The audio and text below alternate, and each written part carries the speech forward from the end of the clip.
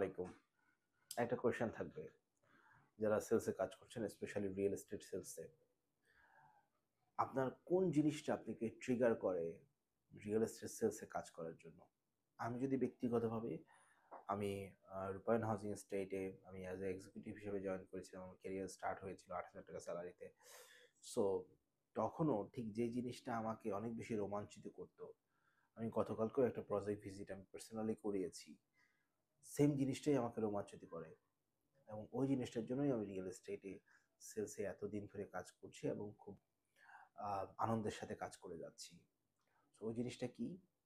আপনাদের ক্ষেত্রে কি এরকম কোনো কিছু আছে কিনা যে জিনিসটা আপনাকে ট্রিগার করে for doing a real estate sales professional job? আমি ডে ওয়ানে যখন বিবিএ কমপ্লিট হয়, বিবিএ কমপ্লিট হওয়ার পরে আমার রিয়েল এস্টেট জার্নিটা ছিল by luck, it's not a by choice. BD জবসে অ্যাপ্লাই করি। সো রূপায়ণের মতো একটা স্বনামধন্য কোম্পানি আমাকে অ্যাজ এ ফ্রেশার আমাকে কাজ করার সুযোগ দিয়েছিল। তারপরে আমি যেহেতু আমি গ্রামে বড় হয়েছি, মিডল ক্লাস ফ্যামিলি বিলংস করি, আমার কাছে মনে হচ্ছে ইটস অ্যান অপরচুনিটি। ঢাকায় যারা মধ্যবিত্ত এবং উচ্চ মধ্যবিত্ত এবং উচ্চবিত্ত, ওনাদের সাথে কানেক্ট করার ইটস অ্যান রাইট প্ল্যাটফর্ম, যেখানে কানেকশন বিল্ড করার সুযোগ আছে। এবং রিয়েল এস্টেট প্রোডাক্ট এমন একটা প্রোডাক্ট যেটা উচ্চবিত্তের সব জায়গায় যাওয়ার এই একটা অপরচুনিটি আছে। এটা একটা বিষয়।